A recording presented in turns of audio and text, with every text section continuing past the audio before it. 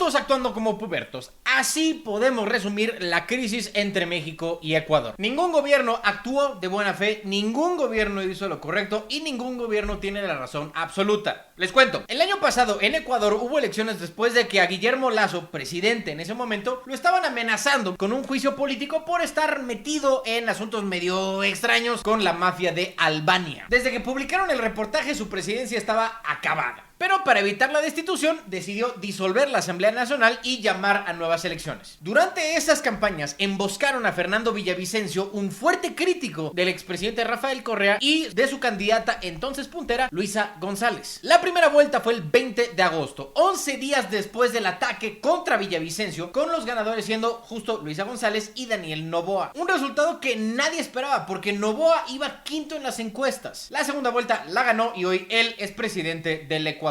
Ahora, ¿qué dijo Andrés para desatar todo este conflicto? Digamos que le inyectó dudas y sospechas al triunfo de Noboa, un poco implicando que él algo tuvo que ver con el atentado contra Villavicencio o que por lo menos se benefició. Hoy hablaba yo de que de manera muy extraña hubieron elecciones en Ecuador. Iba la candidata de las fuerzas progresistas, Luisa González, como 10 puntos arriba. Entonces, un candidato que habla mal de la candidata que va arriba, Fernando Villavicencio, de repente es asesinado.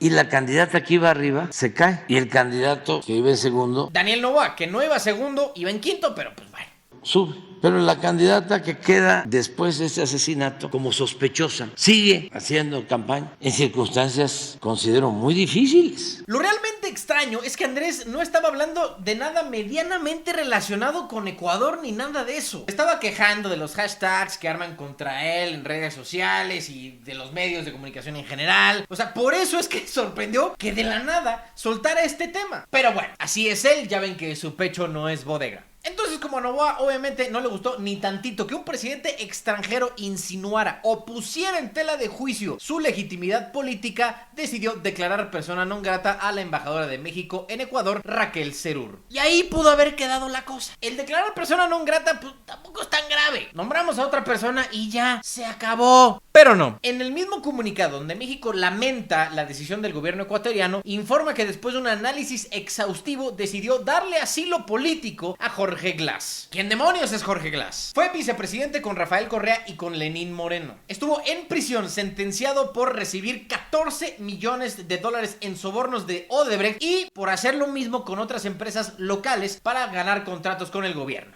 Vaya, no es ninguna perita en dulce. Como ya le quedaban solamente 2 de los 8 años de su sentencia, pues le dieron chance de cumplir el resto en una especie como de libertad condicional. No podía salir del país, tenía que ir cada X tiempo con una autoridad a presentarse, ese tipo de cosas. Pero el 17 de diciembre del año pasado, cuando todavía estaba bajo esa libertad condicional, se presentó en la Embajada de México en Quito, donde le dieron tratamiento de huésped porque se enteró que había una nueva orden de arresto con su nombre. Les digo, ninguna perita en dulce. Básicamente usó nuestra embajada como refugio para que no lo fueran a arrestar. Entonces, como Ecuador expulsó a nuestra embajadora, México respondió dándole asilo político a un carnal que estaba cumpliendo una condena y que tenía otra orden de arresto en camino. ¿Cuál fue la respuesta de Ecuador? Entrar en la embajada y llevarse por la fuerza a Jorge Glass. Ambos gobiernos actuaron pésimo y extrañamente ambos tienen razón. Según la Convención de Viena de 1961, en su artículo 22 se deja muy claro que los locales de las misiones diplomáticas son inviolables y que no pueden entrar sin consentimiento del jefe de misión. Muy claro,